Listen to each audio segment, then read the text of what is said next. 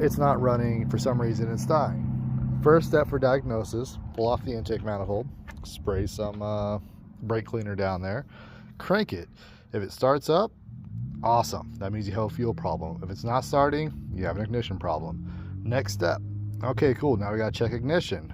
You could just pull a spark plug, start it, try to start it, and see if you have a crank. We didn't have that at all. So all right, cool. We have no ignition, although I knew as soon as I sprayed it that we have no ignition. The car would kind of run and then kind of die and then just completely died, and then that was it. I was left with nothing. The car wouldn't start. Had to end up pushing it in the spot. Next thing I did, I was like, well, I'm not getting spark on any of this. There's got to be one thing that controls all that spark. That's the distributor. These cars have a distributors in 2002. So what I did, now the thing itself, the distributor itself, and I'll show you when I go to the cap, it's already marked on it, but I just like to give these extra little marks just to line it up quicker for, you know, I'll just sit there and be like, oh, what cylinder does that go to? It's already there, so everything's already coded, and like, okay, that's for cylinder 6.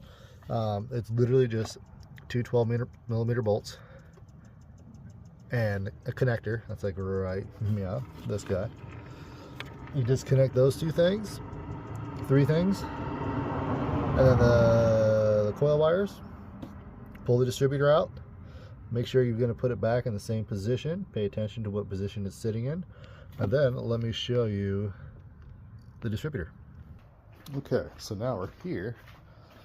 This is the distributor. So you want to make sure when you're putting it back in, you're putting it in the right direction. Look, I even got a crack right there on this one.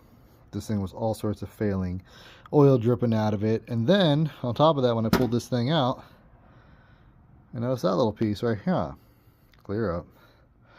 That is a little piece where it goes from here to here. As soon as I opened it up, it fell out. So that is the one that's going from here. It goes up inside here, hits all your points off the top of the rotor. So that thing's broken itself. Realistically, you probably could replace the rotor itself. I don't know how this thing works, but I don't know if you can get them separately, but either way, you can get a new distributor for like 60 bucks to just replace the distributor.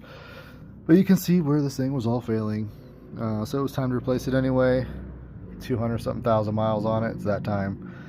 So we're going to replace this thing out, get this car up and running, and back to driving it. Hopefully this helps you guys if you're trying to diagnose some situations with your galants. I know there's not too many videos on here, but this is a problem with these things. The distributors will break. Yeah, give me a like, a follow, say hey, thanks, this worked. Talk to you guys soon.